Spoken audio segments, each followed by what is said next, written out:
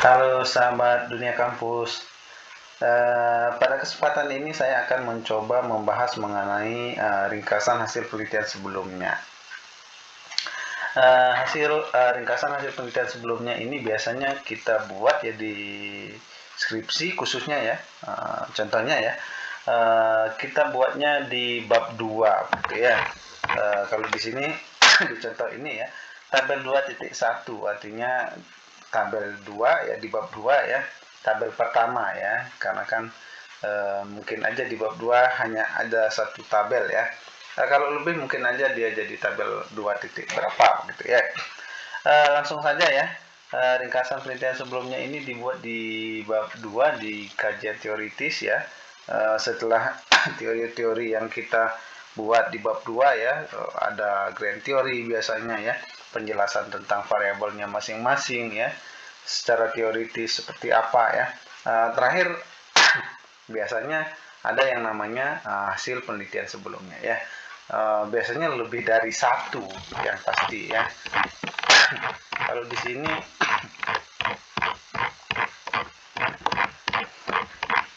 oke ya, ada 24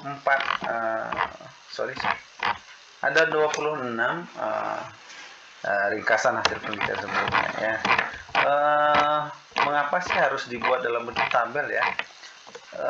Secara umum ya, ketika kita melihat tabel ya atau gambar itu lebih mudah dipahami ya dibandingkan dengan melihat penjelasan yang panjang lebar yang membuat kita malas membaca gitu ya, sehingga diperlukan bentuk yang lebih ringkas ya, berupa tabel penelitian sebelumnya ya.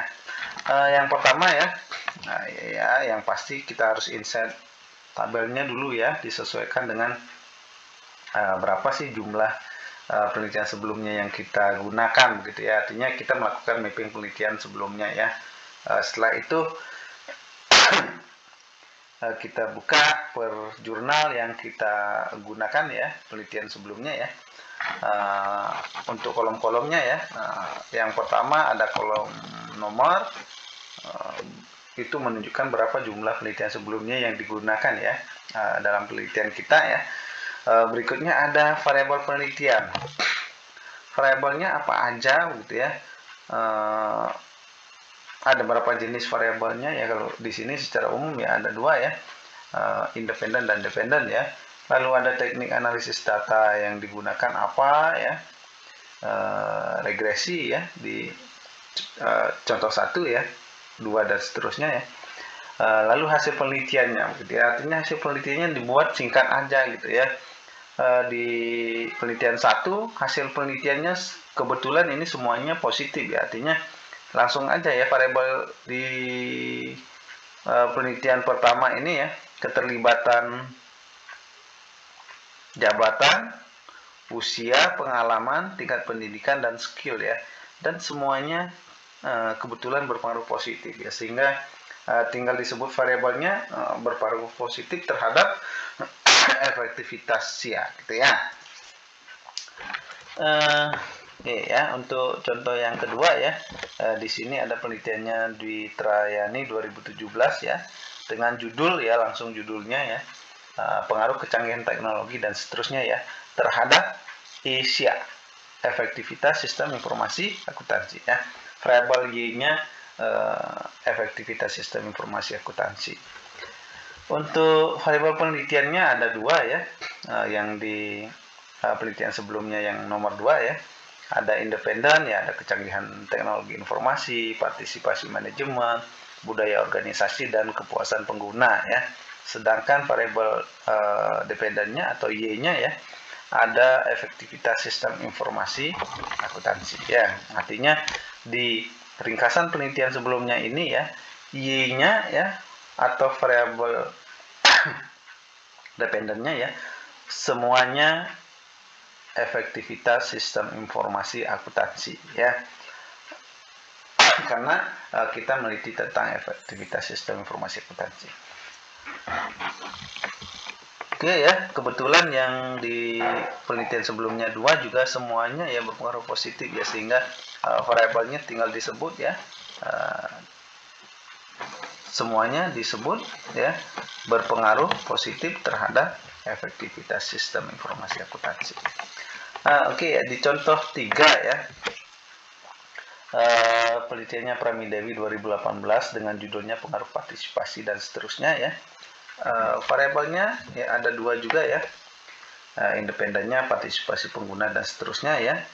Dependennya yang pasti sama ya, ACE ya. Lalu hasilnya ini ada 2 kategori gitu ya. Artinya kategori pertama itu yang berpengaruh positif gitu ya, ada keterlibatan insentif ya, program pelatihan dan pengalaman berpengaruh positif terhadap efektivitas SIA ya. Lalu yang kedua, partisipasi pengguna dan skill tidak berpengaruh terhadap SIA ya. Artinya kita golongkan ya biar gampang untuk membaca ya. Yang di poin A ya, kategori A, untuk yang berpengaruh positif, semua yang berpengaruh positif masukkan di A ya. Lalu untuk yang berpengaruh tidak berpengaruh masukkan di B ya. Mungkin aja penelitian yang lain ya, ada yang berpengaruhnya negatif misalnya ya, itu ditaruh di kategori B ya. Terus yang C-nya yang tidak berpengaruh misalnya gitu ya.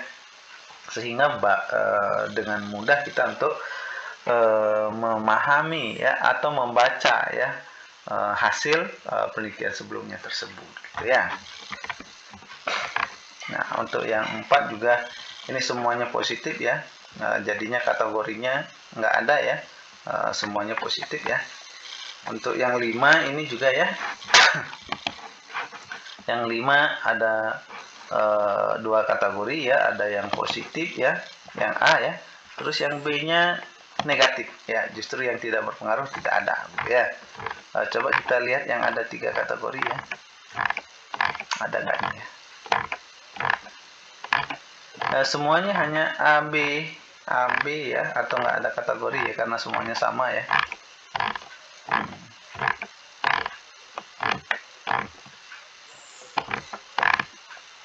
Oke, sebagian besar ya, semuanya sama, hasilnya pengaruhnya positif, semua variabelnya ya. Dan yang lainnya ada yang sebagian positif, sebagian negatif, atau sebagian positif, sebagian tidak berpengaruh ya.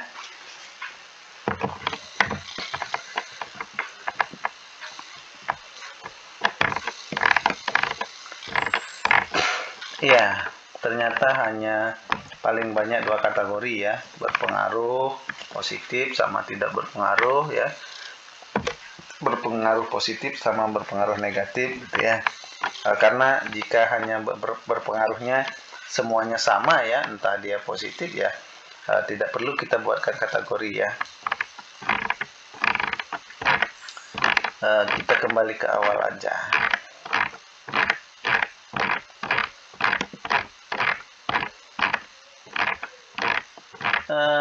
Oke ya. Ya. Ingat ya, untuk tabel penelitian sebelumnya ini ya, kolomnya ada 5 ya. Ada 5, yang pertama ada nomor ya, itu menunjukkan berapa banyak ya jumlah penelitian sebelumnya yang kita gunakan ya. Berikutnya ada peneliti, tahun dan judulnya ya sekalian ya, biar nggak terlalu sebenarnya kalau dipisahkan judulnya sendiri boleh aja, tapi jadinya kolomnya lebih banyak ya, artinya di Word yang A4 itu nggak cukup gitu ya. Sehingga lebih bagus dia dijadikan satu ya, nama penelitinya, tahun sama judul penelitiannya. Ini bisa diurutkan berdasarkan tahun misalnya ya, artinya dari tahun yang lama ke terbaru ya, atau dibalik dari yang terbaru ke yang lama ya. Yang penting konsisten ya, penjelasan di bab-bab juga ya disesuaikan gitu ya. Lalu berikutnya ada variabel penelitiannya, tinggal disebutkan ya. Ketika dia lebih dari satu variabel, dia mungkin aja ada yang C gitu ya. Misalnya ada variabel moderasi ya, atau variabel intervening misalnya ya, kan variabel penelitian itu ada banyak ya jenisnya ya. Lalu untuk teknik analisisnya juga ini kan beda-beda ya. Secara umum sih pakainya regresi linear berganda ya. Juga bisa pakai PLS misalnya ya, atau teknik analisis yang lainnya gitu ya. Untuk kolom terakhir ya hasil penelitian ya. Hasil penelitian juga dikategorikan ya, di poin A misalnya untuk yang berpengaruh positif ya, lalu yang B-nya untuk yang negatif, C yang tidak berpengaruh misalnya. Untuk di variabel penelitian juga ya, sebaiknya dikategorikan biar mudah untuk dipahami ya. A-nya untuk yang independen, B-nya untuk yang dependen, C-nya untuk intervening misalnya, D-nya untuk moderasi dan yang lainnya. Tinggal disesuaikan dengan penelitiannya masing-masing. Oke, demikian ya ulasan mengenai bagaimana sih membuat ringkasan penelitian sebelumnya. Mudah-mudahan bermanfaat. Tetap semangat untuk menyelesaikan skripsinya ya. Juga melaksanakan bimbingannya ya, agar proses bimbingan cepat sehingga hasil penelitiannya juga cepat selesai.